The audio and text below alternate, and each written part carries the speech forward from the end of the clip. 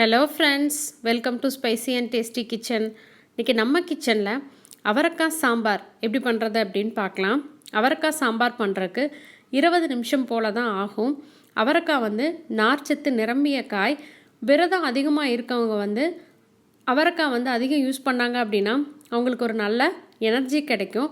அவரைக்காயை பொறுத்த வரைக்கும் முடிஞ்ச அளவு நீங்கள் குழம்புலையோ இல்லை பொரியல்லையோ சேர்த்தும் பொழுது முத்தாத அவரைக்காய்களாக எடுத்து பண்ணுங்கள். அதாவது முத்துன அவரைக்காய்னா உங்களுக்கு வெளியில் பார்க்கும்போதே விதை பெருசு பெருசாக தெரியும். அப்படி இல்லாமல் பிஞ்சாவே பயன்படுத்துங்க. சின்ன வெங்காயம் 4 எடுத்து நீல வாக்கில் கட் பண்ணி வச்சுருக்கேன். தாளிக்கிறதுக்கு கடுகு, சீரகம், காய்ந்த மிளகாய், பெருங்காயம், கருவேப்பிலை, மல்லி இலை. ஒரு தக்காளி பழம் ரவுண்டாக நான் கட் பண்ணி வச்சுருக்கேன். சின்ன நெல்லிக்காய் அளவு புளியை தண்ணியில் கரைச்சி வச்சுருக்கேன். 1 டேபிள் ஸ்பூன் அளவு சாம்பார் தூள், உப்பு, எண்ணெய் தேவையான அளவு. நீங்கள் தேங்காய் எண்ணெய் யூஸ் பண்ணிக்கலாம், இல்லைன்னா கடலெண்ணெய், உங்கள் விருப்பம் போல் எந்த எண்ணெய் வேணாலும் நீங்கள் எடுத்துக்கோங்க. கடாயில் கொஞ்சமாக எண்ணெய் விட்டுக்கோங்க. ஒரு அரை டீஸ்பூன் அளவுக்கு நீங்கள் விட்டால் போதும். தாளிப்பு நம்ம கடைசியில் பண்ணிக்கலாம்.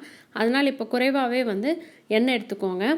எண்ணெய் காஞ்சதுக்கப்புறமா நம்ம கட் பண்ணி வச்சுருக்க தக்காளி பழத்தை சேர்த்து வதக்கி விட்டுறலாம். ரவுண்டாக கட் பண்ணியிருக்கிறதுனால தக்காளி பழம் உங்களுக்கு சீக்கிரமாக குலைவாகி நல்லா கரைஞ்சி கொடுக்கும். ஒரு நிமிஷம் போல் வதக்குங்க. நல்லா மசிஞ்சிருச்சு பாருங்கள் நம்மளுடைய தக்காளி மசிஞ்சதுக்கப்புறமா எடுத்து வச்சுருக்க 1 டேபிள் ஸ்பூன் அளவுக்கு சாம்பார் பொடியை போட்டு அதையும் நல்லா ஃப்ரை பண்ணி விடுங்க. சாம்பார் பொடியினுடைய பச்சை வாசனை போகிற வரைக்கும் வதக்கி விடுங்க. சாம்பார் பொடியும் தக்காளியும் நல்லா உங்களுக்கு பச்சை வாசனை போய் மசிஞ்சிடணும். அதுக்கப்புறமா நம்ம எடுத்து வச்சுருக்க அவரைக்காயை போடுங்க. நான் இங்கே அவரைக்காய் கூட சின்ன வெங்காயம் சின்னதாக இருந்தால் முழுசாக போடுங்க, கொஞ்சம் பெருசாக இருந்தால் 2ஆக கட் பண்ணி போட்டு அதையும் தாளித்து விடுங்க. எப்போதுமே சின்ன வெங்காயம் நீங்கள் இந்த மாதிரி வேகும் பொழுது சேர்த்துனீங்க அப்படின்னா குழம்புக்கு நல்ல ஃப்ளேவர் கொடுக்கும், ரொம்ப மணமாகவும் இருக்கும். மூடி வச்சு உங்களுக்கு காய் எல்லாமே அரை வேக்காடு வேகிற அளவுக்கு குக் பண்ணி விடுங்க. அவரைக்காய் எப்பொழுதுமே சீக்கிரம் வெந்துடும். உங்களுக்கு 5 நிமிஷத்துக்குள்ளார தான் ஆகும். வெந்த அப்புறமா நம்ம கரைச்சி வச்சுருக்க புளி தண்ணியை இதில் சேர்த்துக்கோங்க. சேர்த்து நல்லா கலக்கி விடுங்க. இந்த டயத்தில் தேவையான அளவு தண்ணி சேர்த்திக்கோங்க. சும்மா லைட்டாகவே தண்ணி சேர்த்துக்கோங்க. அதுக்கப்புறம் நம்ம பருப்பெல்லாம் போட்டதுக்கப்புறம் திரும்ப எவ்வளோ தண்ணி வேணுமோ அந்தளவுக்கு சேர்த்திக்கலாம்.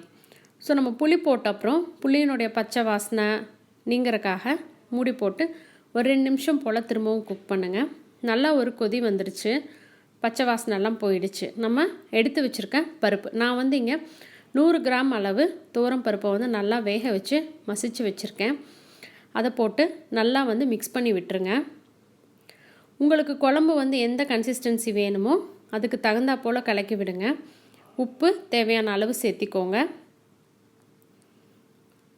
ரொம்ப தண்ணி மாதிரி வேணும்னா எக்ஸ்ட்ரா ஆட் பண்ணிக்கோங்க, இல்லை அப்படின்னா கம்மியாகவே போதும். அவரைக்காய் உங்களுக்கு சீக்கிரம் வெந்துடுறதுனால அதிக டைம் பிடிக்காது. நம்ம முன்னாடியே எல்லாமே வறுத்துடுறதுனால உங்களுக்கு பச்சை வாசனையும் சீக்கிரம் போயிடும். பாருங்கள் எவ்வளோ நல்லா சாம்பார் கொதிக்க ஆரம்பிச்சிடுச்சு.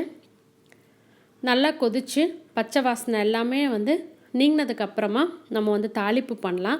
நீங்கள் முன்னாடியே தாளிப்பு பண்ணிவிட்டு கூட அப்படியே குழம்பு கொதிக்க விடலாம். பட் கடைசியில் ஒரு டைம் நம்ம தாளிப்பு பண்ணி அதில் போட்டோம் அப்படின்னா அதனுடைய ஃப்ளேவரும் மனமும் ரொம்ப நல்லாயிருக்கும். மல்லி இலையும் கருவேப்பிலையும் அப்படியே ஃப்ரெஷ்ஷாகவே போடுங்க. அப்போ தான் குழம்புல உங்களுக்கு எல்லா காய்கறிகளுமே அதனுடைய நிறம் மாறாமல் ரொம்ப அழகாக இருக்கும், ரொம்ப ஃப்ரெஷ்ஷாகவும் இருக்கும். ஒரு கடாயில் 1 ஸ்பூன் அளவுக்கு எண்ணெய் சேர்த்திக்கோங்க. நம்ம எடுத்து வச்சுருக்க கடுகு, சீரகம், பெருங்காயத்தூள் எல்லாம் போட்டு நல்லா பொரிய விடுங்க. நம்ம ஃபஸ்ட்டே இந்த மாதிரி பண்ணிட்டு கூட பண்ணலாம். நம்ம ஃபைனலாக பண்ணும்போது அதனுடைய சுவையும் மனமும் ரொம்பவே கூடுதலாக இருக்கும். காஞ்ச மிளகாய் 4 போல் போட்டுக்கோங்க. முழுசாக தான் போடுறோம், அதனால் உங்களுக்கு காரம் கொடுக்காது.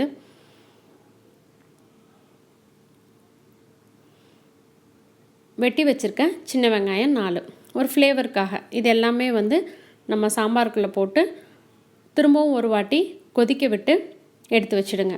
நம்மளோட சுவையான அவரைக்காய் சாம்பார் ரெடி ஆகிடுச்சு. கண்டிப்பாக எல்லோரும் ட்ரை பண்ணி பாருங்கள்.